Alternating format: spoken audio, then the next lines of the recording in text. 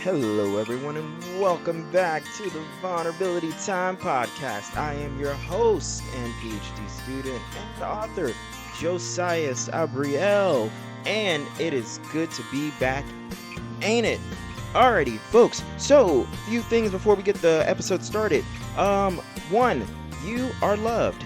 Two, if you're subscribed on YouTube, that is beautiful. Stay subscribed on YouTube, but also subscribe on Apple or Spotify or another platform in addition, just because sometimes YouTube skips certain episodes and sometimes it doesn't. And it's really weird. I don't know how to fix that. It's on their end, not my end. So I don't know how to fix that. I reached out to someone. They should be working on it, but I don't want y'all to miss any episodes. It doesn't happen too often, but just in case, subscribe elsewhere. Last and third thing is go ahead and go on Spotify and Apple or YouTube and share the podcast and leave a review. Leave a 5-star review on Apple Podcasts if you can. It helps the algorithm, and just know that when you folks help the algorithm, you're also helping heal someone's life, save someone's life, encourage someone's life, uplift someone, help someone feel loved, all because you help the algorithm. So thank you folks for doing that. And with that being said, folks, enjoy the episode. Alrighty, folks, we are back. It is I, Josias Abriel, your host and PhD student and sociologist. I got to get used to saying sociologist, folks. That's a. Anyways, alrighty. So with us today, we have a new special guest. We have Amanda.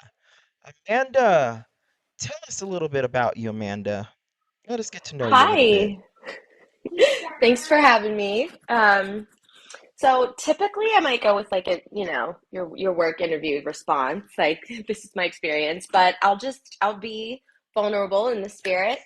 Um, but yeah, so I'm 32. I am a former hoe turned housewife.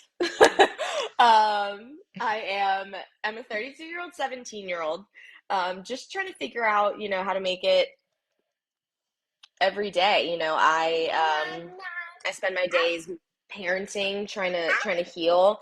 I've got a mental illness list like a CVS receipt. Um, and really I wanted to start going on podcasts because I wanted to use my experience to help other people, Hmm. especially those maybe new in diagnoses, struggling with estrangement, anything like that. Um, I have a really dark sense of humor and I love all topics. And that's me, I guess. We'll just stop Yes. there. And so I see some tattoos on you. Yes, Are you going for a sleeve eventually? Or I will. Yeah, so I'll do a complete sleeve on my left arm, and then I started a half sleeve right here. I've got my whole back, my thighs. So, yes, everything's tatted. I'm thinking about doing a sleeve if I can take the pain. I think you absolutely can. I would hope so. I might have to take some Tylenol beforehand, maybe. I might have to take some Tylenol beforehand because I got two semicolons and I don't know. I almost hit the person. It hurt. It hurt. I was like, wait a minute. Why is it poking like that? I don't know. It's not like the needle you think when you get injected with like a vaccine. Right, right, Yeah. right. But I think I was also just because I wasn't used to it. So, folks, I'm not discouraging you. Go get your tattoo. It's great. I'm so glad I did it. And I feel like if I get, now that I know what it's like, because it was my first time getting tattoo, was my two semicolons. Now that I know what it's like, I'm getting my third one by the end of August. I'm gonna get a third and a fourth. Um, but I think I will be, I'm 100% sure I'll get through it a lot better. Are you Still getting a take. third and fourth semicolon? No, Is that what you're I'm saying? getting a third semicolon, and then the fourth tattoo will be hashtag Starseed, or hashtag New Earth, or hashtag Awaken, or I just might get all three. So we'll just those are some because Love that. back in El Paso, I'm in Seattle right now. I live in Seattle right now, but for the semester I will go back to El Paso and then move back to Seattle. Oh Um, my gosh, do you go to UTEP? how do you know? Because I half my childhood, my dad lives in El Paso. I was just there for my cousin Vinny's graduation last summer. I was, oh my gosh, I I used to live we off were in Marcellus. we were in the same stadium then because I was at the stadium for graduation. I I was was there too. so we were there and did wow. That's crazy. That is so cool. But yes, I do go to UTEP. I'm a PhD student and Oh, so I'm almost finished with coursework. So August to December and then January 2027 I can go live wherever I want and that's so it'll be in amazing. Seattle. How cool, small world. Oh my I gosh. know. Um, okay, well, we love that. Folks, Amanda has been can I say diagnoses? Okay, Absolutely. diagnosed with BPD, borderline personality disorder. Look it up. We've talked about it before. Um, on the show before, so go look at those episodes. But yes, it's just I always feel like it's easy to talk to because I used to be diagnosed with it, and then they said that it turns out it's actually for me it was actually autism, Okay. but it had to do a more Mhm. extensive diagnoses or more extensive tests, and it turns out it wasn't BPD, it was autism. Just like with my other friend, it wasn't BPD, it was autism. But that's the Wow. I hear that thing. that happens. Yes, and it happens a lot with ADHD too because they look so similar. Autism's a spectrum. BPD and ADHD in terms of autism, they look extremely similar that any doctor, if they don't like dig enough, it will look Yeah. like just BPD or, Or bipolar. yeah, exactly, exactly. So many, many, many, many, many things, folks, can be dig it deep enough, it could be autism, but but it's like for me, I was diagnosed with BPD for years, and the or ERD, which is another term for BPD, emotional regulation disorder or something like Regulation that. disorder? Yeah. Yes. Um, and so I always just thought it was just that. And that helped me so much. It helped me identify things. It helped things make sense. Like I'm just like, okay, wow, like this makes sense. I'm not alone in this. Wow, like I'm reading peer-reviewed research scholarly articles about what I'm currently going through. Wow, like that felt good to see. Oh, it's adorable. She has her son on right now, folks. So it felt great to see. And then recently, a friend, she had got more tests done. She was like, "Hey, so it turns out it's autism instead. Go get yours done." So I got stuff done, and it turns out it was autism, which has both been equally so helpful. It's like the new diagnoses came at the right time. And I know people like, don't feel the best about diagnoses. I get that, but for me, it was so healing for me to put a I name, completely get to put a that. face to something. Yeah, exactly. Because if you don't know, like something's just happening. But if you have some awareness, then it's just, for me at least, it's just made things a lot better for me. So No, that's I completely agree with you. I completely understand. I think it's, kind of just going off of your point earlier, the comorbidities of the way that things look. Like I know I went on a Grippy Sock vacation and their go-to was major depressive disorder. I was like, okay. And then, we figured out quickly that that wasn't right. And so then, I got my bipolar disorder. And there were so many things that, like, I learned as time went on, like BPD and bipolar 2 specifically are often the most misdiagnosed for each other. mhm, And, the ADHD and autism thing as well. Like, I know I have sensory processing disorder. And at first, they thought it was just like generalized anxiety because of the way it would like explode. mhm. So I totally get that. Sorry if I cut you off. I'm just so excited. I totally identify. Please. No, it's conversational. I feel like before we get into our topics, folks, I feel like me and Amanda like instantly clicked. Like she had said BPD. I was like, oh, I already know. And she's assigned female at birth. So I was like, we're gonna click. It was so easy to talk to Amanda. It's like I've known you before. I know, I agree. Um, okay, so folks, today we'll be talking about living with mental illness with marriage, doing no contact with parent, and identity.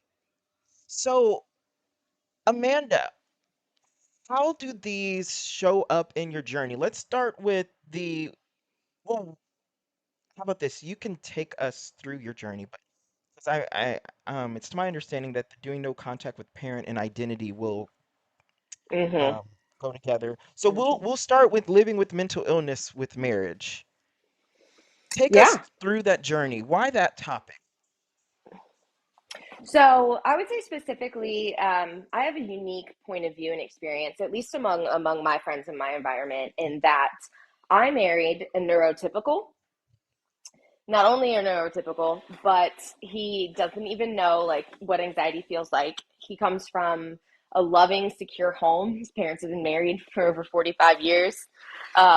We are on two completely opposite ends of the spectrum. And so you know, figuring out how to balance that while also dealing with, trying to figure out the medicine cocktail, etc. Like I met my now husband 4 months after my official diagnosis of bipolar disorder, and I was, you know, every 2 weeks increasing my dose, like figuring it out, Right. and Yes.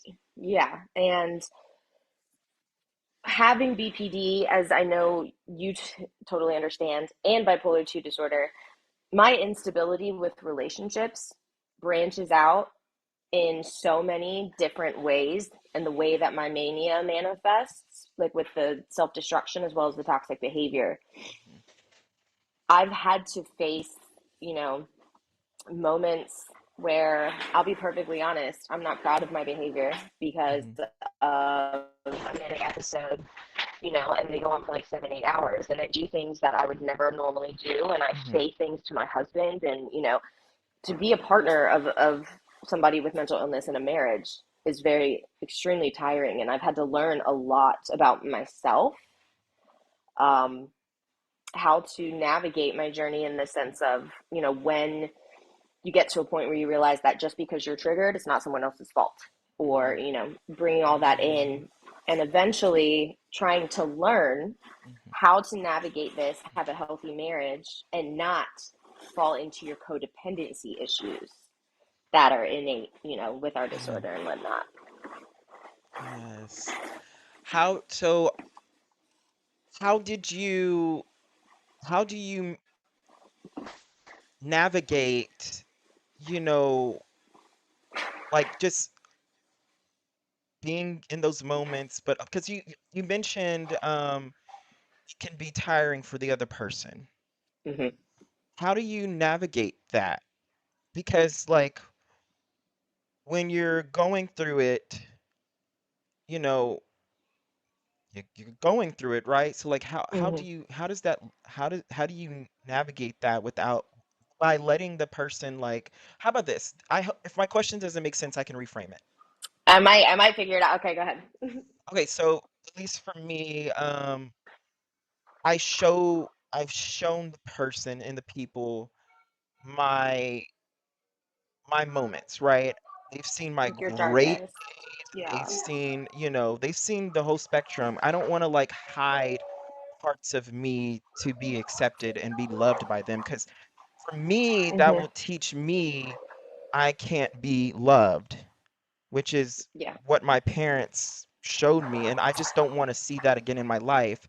So I'm Hmm. like, here is all of me, right? So, however, I can see on their end because most of the time, you know, oh, well, how about this? I can see on their end how that can be tiring. So how do you navigate that? Do you So it show it all? sounds Do you like tamper? I was gonna say, it sounds like you're where you're going is how do you find the balance between being completely vulnerable so that they know you're not holding back, Wait, but can you also repeat that again? It cut recognizing. out. Finding the balance Okay. between what? I said it sounds like you're asking about how do I find the balance between being completely vulnerable without it becoming something that drains them and their problem. Right. That's Okay, okay. perfectly said. Perfectly said. Okay. I totally understand that. And that's a great question because it is something that I've actually had to navigate a lot more intensely the last couple years than I Hmm. did initially because, he had seen times, but it wasn't until we got married in 2022 where for the first time he experienced me relapse on self harm. Hmm. And, you know, when we had our son, I went deeply into postpartum depression, but we didn't recognize it because it showed differently than my first Right. time around. Right. And It's true. It so does. and so for a while, what I did was I tried to be overly communicative and I tried to say, "Hey, I'm having a bad brain day today." Hmm. Or, um I would constantly do these big bids for attention, and I would try to, whenever I was anxious or depressed, and I would try to say everything I could to explain, like, this is what I need, this is how I'm feeling, and it was just I never felt like I got enough, and in return, and no understanding and whatnot, and so I would push everything down, and I would mask so well Hmm. that I would gaslight myself into thinking that I was fine Hmm. until I would get to a point where I would just feel like I'm gonna explode, and I would start to find little ways to rebel Hmm. or feel something secretly. That's Right. when my drinking started really badly. Hmm. Um, but with that depression and my drinking getting worse, I started experiencing like the full episodes where I would black out for 7, 8 hours, and I was like a freaking hurricane, And then the next day, it was nothing but guilt, shame, waking up, not Hmm. knowing how it felt, consequence. And whenever my husband and I would talk about it, I think to me, I would apologize because I actually genuinely meant the apology, and I would feel bad because I definitely knew how bad it was. Hmm.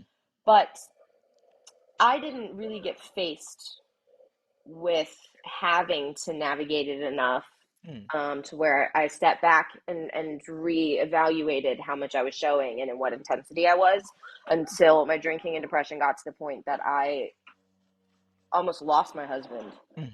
And one night he sat me down and he said, if you don't get help, I can't do this anymore. Hmm. And we had recently heard something that said, just because you're triggered, it is not the other person's fault Hmm. or responsibility to deal with it. Right. Um, and I would say the final straw was it was a moment where I got really triggered by my mother and whatnot, and I'm like trying to show him and be completely sad, and in my head I'm being vulnerable. And finally, he just gets mad, Hmm. and I'm like, babe, why are you mad? And he said, at this point, like, I can't feel bad because it has been 7 years going over and over the same thing. Hold on Like, one you set second. yourself up to get hurt. 1 second. It cut out. Okay. Oh no. That's okay. Where Uh, did it cut out? you said right when you're about to say what he had, the reason he got mad. Oh, okay. Um, and the reason he had gotten mad is that the way, long story short, the way he put it was, I get in these positions where I know I'm going to get triggered, and then I get triggered, and then, it's balls to the wall, and it's and then he's left to pick up the pieces is what he said. Oh, hmm. And that's when I really had to stop and hear him when he says, I keep putting myself in that position, and then it triggers me. I go full episode Hmm. when I don't need to, and it's exhausting him. It's putting him through having to deal with the trauma and just move on, Hmm. and then so that's when I had to really get extra help in the sense of I needed to find I need to find ways to get my stuff out other than telling all of it to my husband. Kind of, how people recently are saying like you need consent to trauma dump. Right. That's kind of where I started realizing that I can be vulnerable and open with him and discuss my pain, but that all that extra, that's trauma dumping, and that's not something that he should be responsible for. Wow. That's something that I've been doing and learned to do for I think for the past 2, maybe 3 years. Whatever what is this, 2026? Yeah, Yeah. is literally asking. I would tell my friends at the time, I would ask them, I was like, hey, like something, can I, are you in the headspace right now to take on something heavy? I Um, get that. My friends and I say, "Do you have room?" oh, I like that better. Do you have room? Okay, I'll start asking that now. Um, because it's just like, when I get vulnerable, I will let loose, like how like I'm feeling about a situation. Did it make me suicidal? Did it make me depressed? Did it make me this? Did it make me that? I would say, just be completely honest um, with it, um, to where at the end of the conversation, they won't have any question how I felt about a situation. Not saying a situation with them. I'm just saying, well, like what's going on What you're mentally. sharing. Yeah. So, but it's asking. I asked them, can I? And I make sure I create a space to where I let them know it's okay if you say no. Like, I know I'm struggling, Absolutely. but it's okay if you say no. You've already been there for me multiple times. If you need to say no, say no. Like, and so and I don't say it like that. Like, say it with a very kind tone, and I assure them constantly, even on my not I wouldn't say constantly, but I assure them a lot, especially on my good days. I'm like, if I'm ever having a day, it's okay to say no. I, Yeah. I get it. I can go to another like resource if I get really, like, let's say if I got suicidal, like I can call 988 suicidal Mhm. hotline. So just giving them this assurance that, like, hey, like, thank you for being in my life. This what comes with me being in your life, and it's okay to say no, even to me. I So encourage how it. do you, whenever, like that's a beautiful skill, and I've had to learn it too, and I'm so glad that like we can connect on that.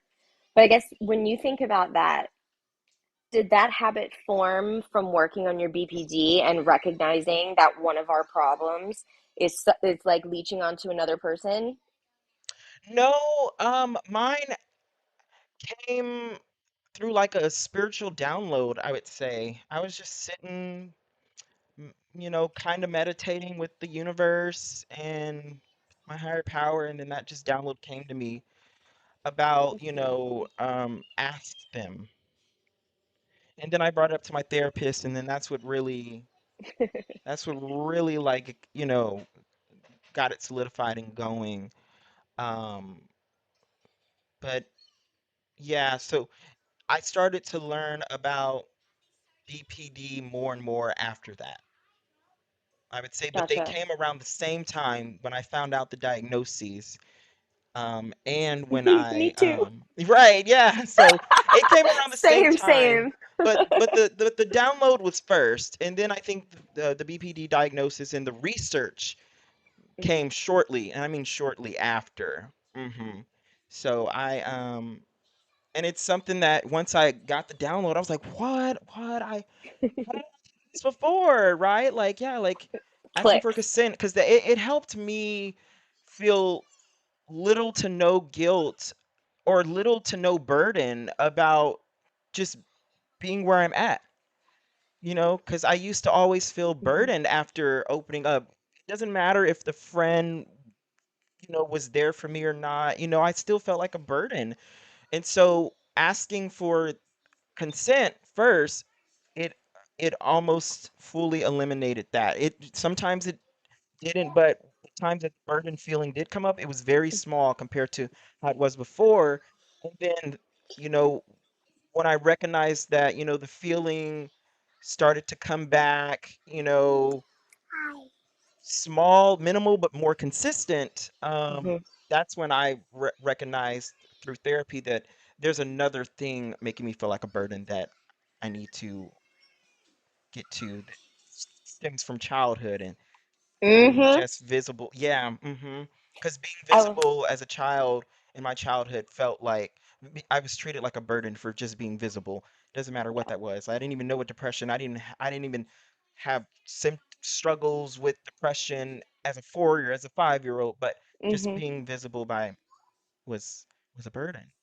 I It's, completely understand that. And I yeah, will say me too. that burden thing is like one thing, if I could just make any suggestion, is Hmm. sometimes, and it helps if you ask the other person this too, but sometimes you can let them know if you want conversation or if you just want comfort.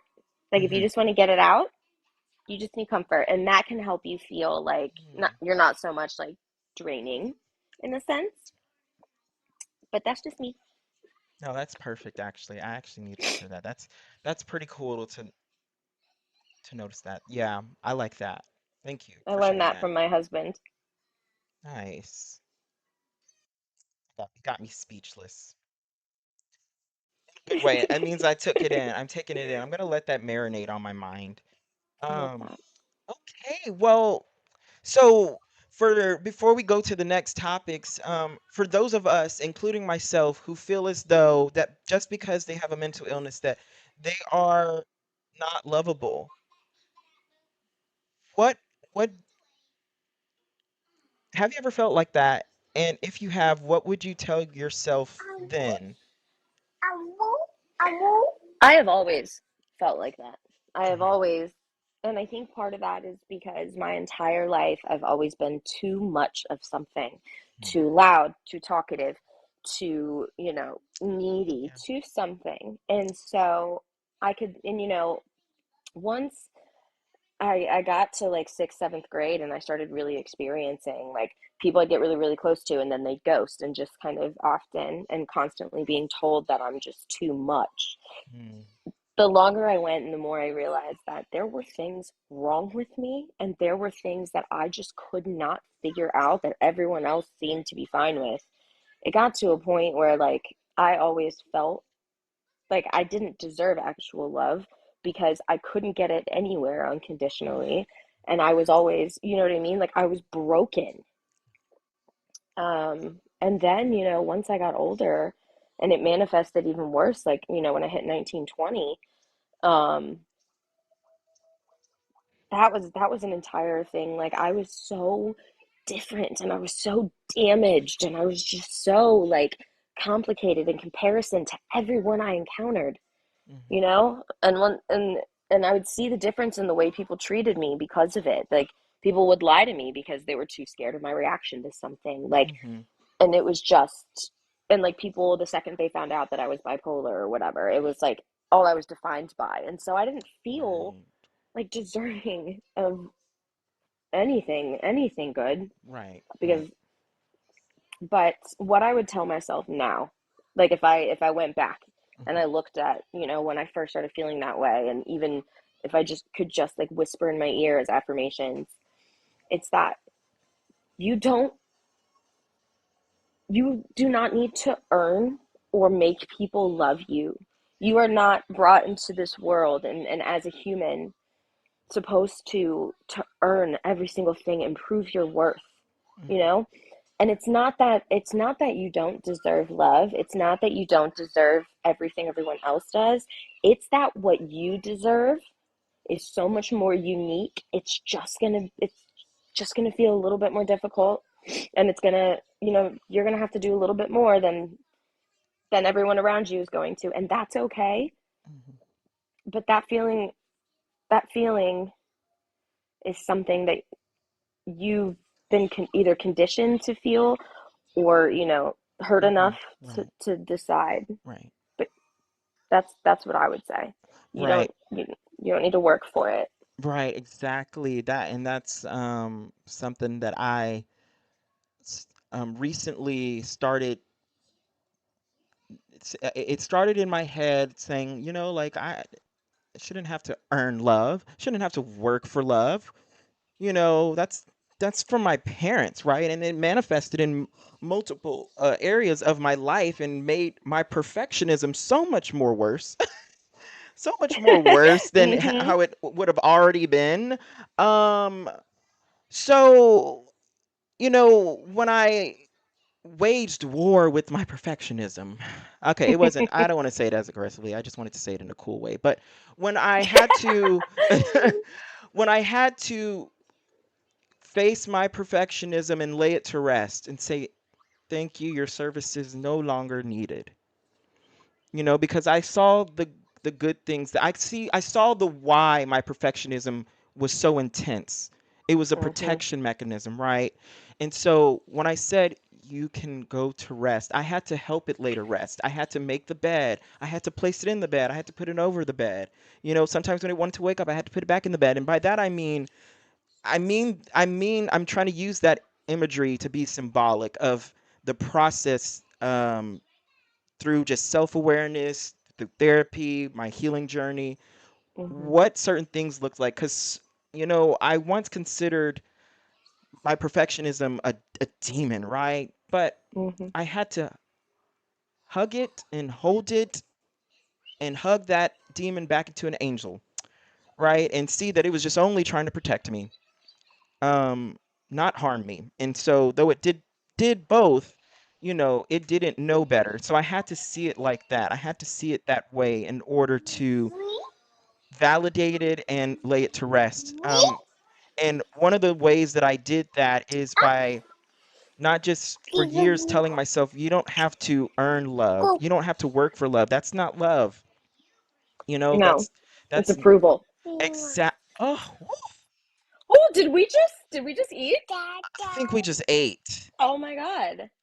That's it. That's Did you it. did you see that? We just ate that sentence. Like I said half the sentence, Amanda said the other half. Well, we just ate. We just Oh, period. Folks who don't know what we just ate means, that means we just like did something really good. Like, We really did. Like we both just stopped and went, oh, right. there it is. Y'all, if this was video recorded, y'all would have seen our face react the same way at the same time. Yeah, that's not love, that's approval. Like we just mentioned. Yeah. So I was just like, yeah, you don't have to work for that. And so, but it took me, I think, years of first, I didn't believe it. I still told myself that, but I didn't believe it at first, which is it wouldn't be an affirmation so much if I believed it. So, right. So it's like, and then I started to believe it, and then I allowed my actions to start showing it. And that meant if I saw that this guy I was talking to, that I was gonna have to work for love, I had to say no. And it hurt saying no because he was fine.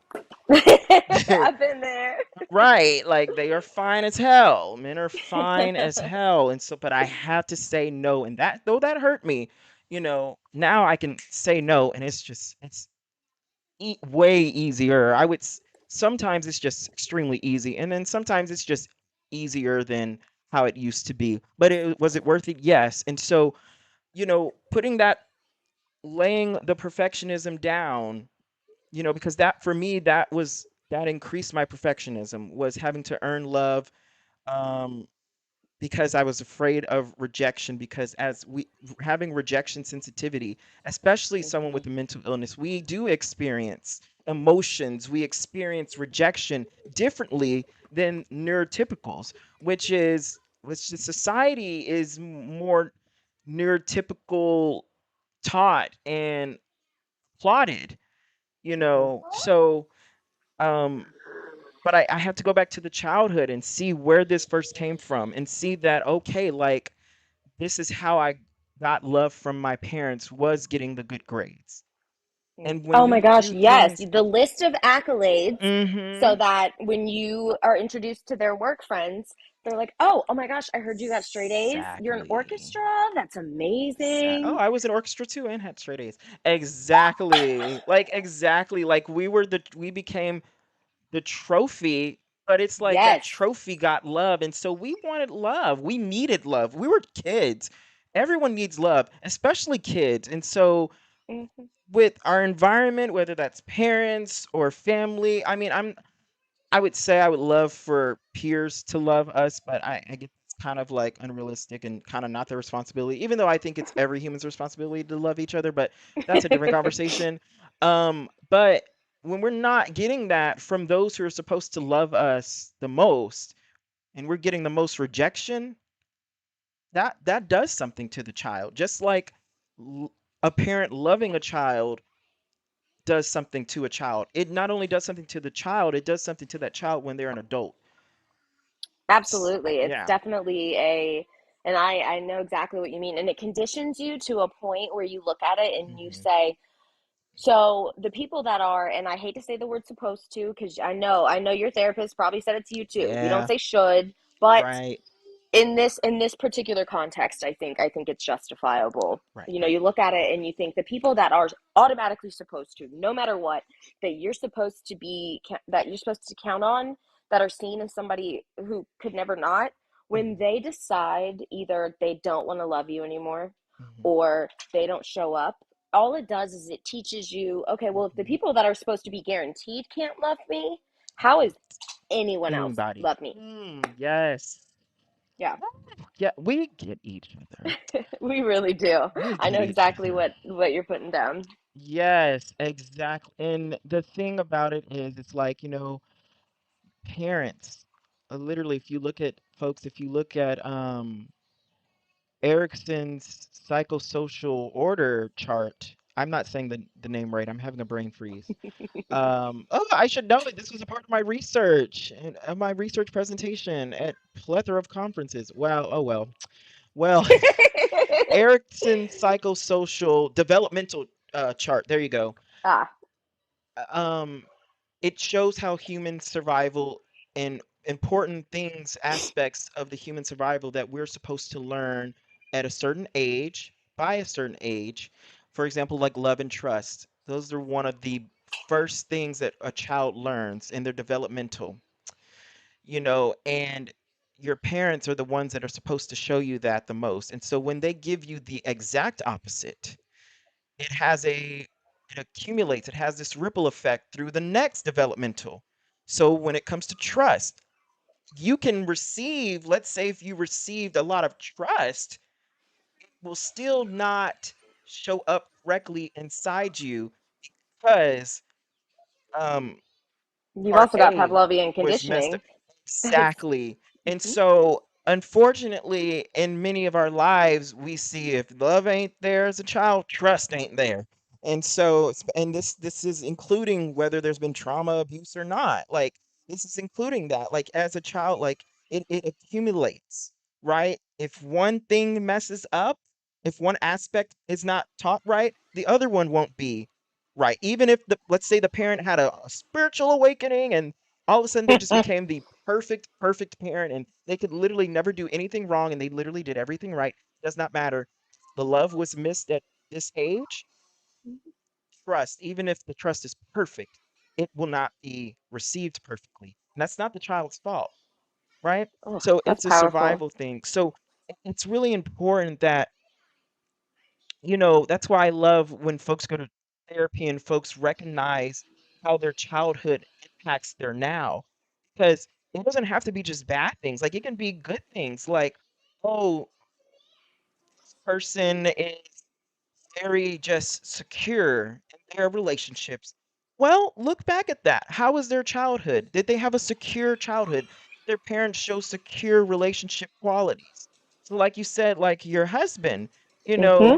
right? Like, see, we can take that back to childhood. A lot of people right now, we have to be a child before we're an adult. So, Unless you're not allowed to be a child long enough. exactly. Exactly. But I mean like age-wise, right? Like no Yes. one's just born Yeah. 40. But I know what you mean. That too is very important. So yeah, so I just Amanda, I'm so proud of you because Thank you. you're doing the work. You've been I'm doing the work trying. and it's not been easy. So when I was applauding you earlier, I wasn't just applauding the accomplishments, I was also applauding the struggles. I was also applauding the moments where you wanted to give up. I was also applauding the moments where maybe you've quit, That because means that's so much. all part of that process. Yeah, that's what I'm saying. Like when I applaud people, I don't applaud often, but when I do, I applaud with the intention of I'm not just applauding because of what's on the stage right now. I'm applauding for what I couldn't see backstage. It's really easy to applaud on the stage and see the, oh, the great musical act, but we don't see like, okay, the rehearsals, the arguments, the this person walked out, and oh, this they had to rehire a new actor, things like that. So that's what I'm applauding when I applauded you earlier. I was I'm just like, tearing up. I'm applauding this storm that you've been in. Yeah, Thank so you. If I had heard more of that, you know. you know, Amanda, before we get to our next topics, I want to bring something to you. I want you to write this down. I want you to look up what a star seed is. And let me know if that, whenever you get a chance, I want you to know if that, I'll send it to you actually. Okay. I'll message it to you. Um, just want you to do some research on what a star seed is. I've told one other person this as well on the show, but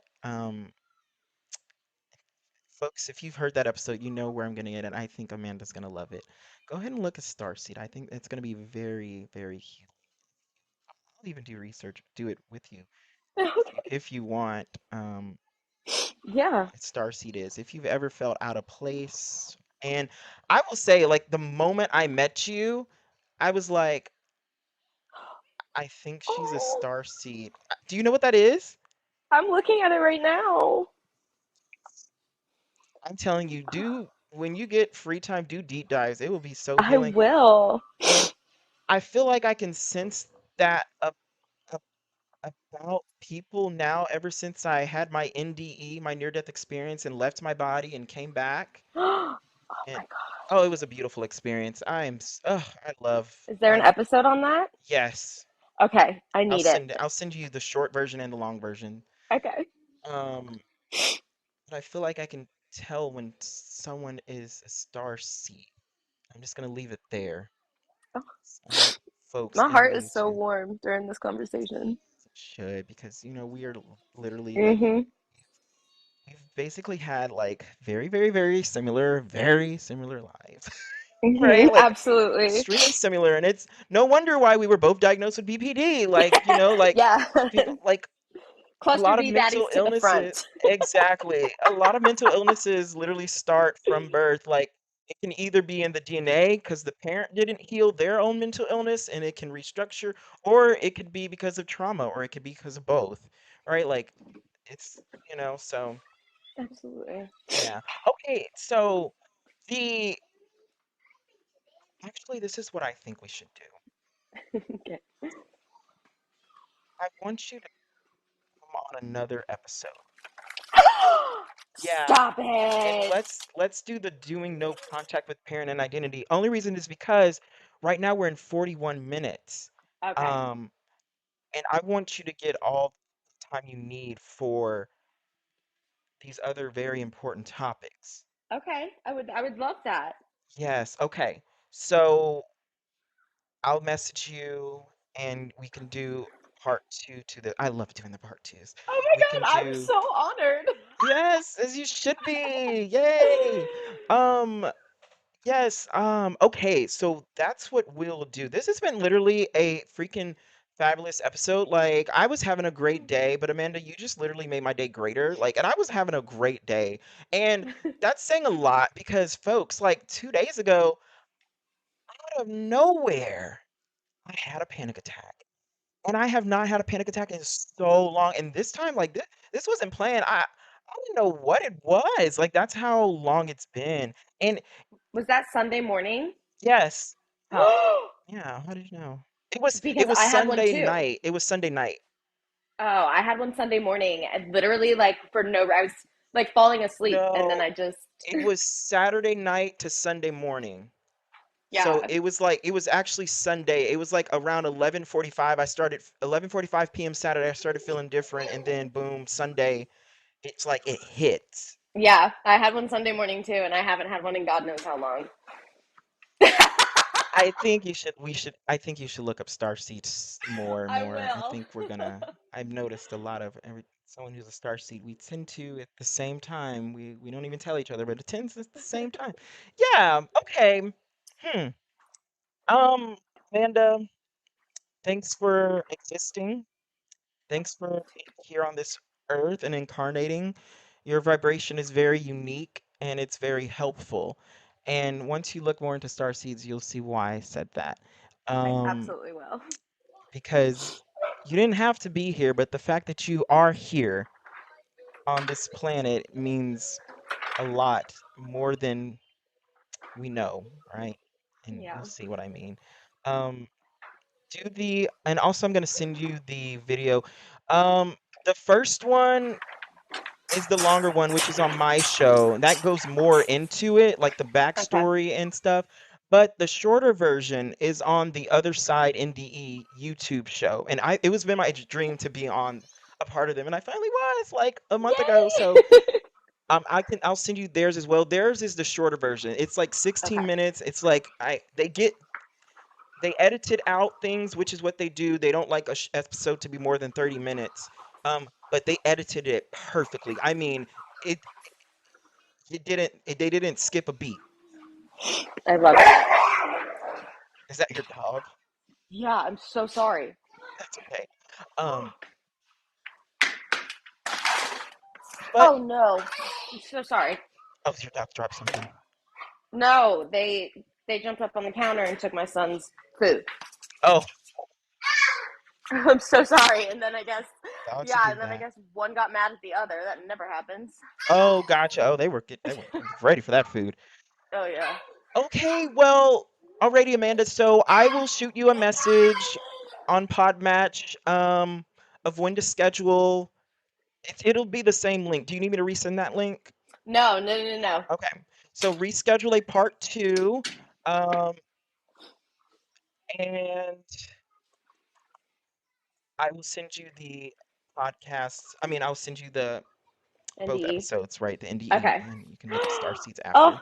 this has been so healing. I It's can't been wait to so see you again. healing. Can't wait to see you either. And your episode will be episode 6. So I'll shoot you a date. So that'll probably be in like Okay. 2 weeks. So yeah. Okay. Okay. Alrighty, folks. If no one has told you today, and I truly mean this, that you are loved and you are lovable, allow me to be the first and allow yourself to be the second. Amanda, you're lovable. You're lovable too, baby. Thank you. We received that. Alrighty, bye, folks. See y'all next time for whatever Bye. that will be.